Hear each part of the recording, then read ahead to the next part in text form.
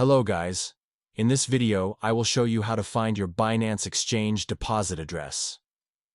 First, let's open the app. Here, tap on Add Funds. Choose Deposit Crypto. On this page, you have to choose which cryptocurrency you want to deposit. I will go with Ethereum as an example. Now, choose the network which you want to use. I will go with Arbitrum. And on this screen, you will have your account deposit address. You can copy it or share with QR code. Now back to the main page, and I will show you how to find your Binance wallet address. Tap on Assets in the bottom right corner. Here, go to Wallet section. Tap on Receive.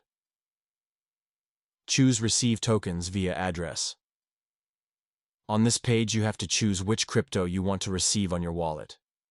I will go with Ether on Arbitrum network. And here you will have your wallet address. Just like in previous step, you can copy it or share with QR code. And that's all you have to know.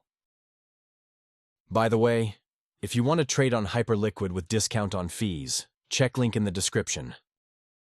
So, that's the end of this video.